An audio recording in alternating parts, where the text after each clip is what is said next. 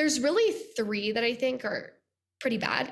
But so overall, get rid of ultra processed foods. So just try to avoid anything that comes in a package or a box.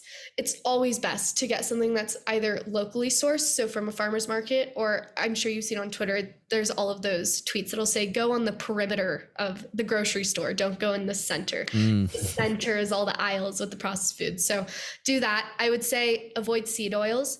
Seed oils, I've also written a thread on that. Seed oils are surprisingly bad because you'll see these articles online published by Harvard that'll say seed oils are good. It's a great source of omega-3s and omega-6s. And those are considered essential fatty acids because our body doesn't produce them.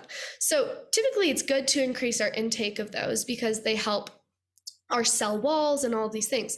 Except the issue with seed oils is the polyunsaturated fats are so unstable that when you actually use seed oils, they just get oxidized and damaged, and they turn into toxic things such as aldehydes and lipid peroxides, which damage our cells, and they can create free radical chain reactions in our cells, which is where basically, because certain molecules always want to have like I'm going to take you back to chemistry a little bit, but in chemistry, they have their octet of electrons. So they want to stay satisfied with that. They want to have a certain amount of electrons.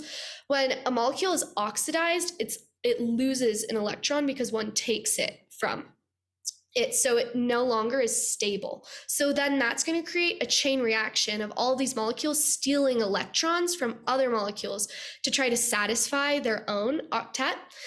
And so in a cell, what this looks like is it just looks like fires getting started up everywhere. Suddenly your mitochondria is damaged, your DNA is damaged, your proteins are damaged, your plasma membrane around the cell is damaged. And all of these things we want to try to keep obviously in a healthy state. And so it gets really bad. And it's quite ironic actually, because you would think that like cooking with the cooking oil would be fine, but it just gets so much worse. And all of these, like tons of restaurants use them. You have to ask, I go to restaurants because I try to avoid eating them. And I have to ask them like, hey, I'm allergic to seed oils. Do y'all use them in your food? And I've had to order salads with like a side of chicken so many times because I just don't know whether it's cooked in seed oils and I'm not willing to risk it. So what about just seeds then? I eat a lot of pumpkin seeds and sunflower seeds. Yeah, so seeds most of the time are fine, except if you buy them in like, it'll come in like a little plastic container or something, and you look at the ingredients on the back, sometimes seeds are covered in seed oils also. Like I've got almonds before that had like sunflower oil in them. And I was like, why did you put sunflower oil in my almonds? I just want salted almonds, bro. And so then I had to like go and, buy a different brand of almonds. But I would just say it's something you really have to check for.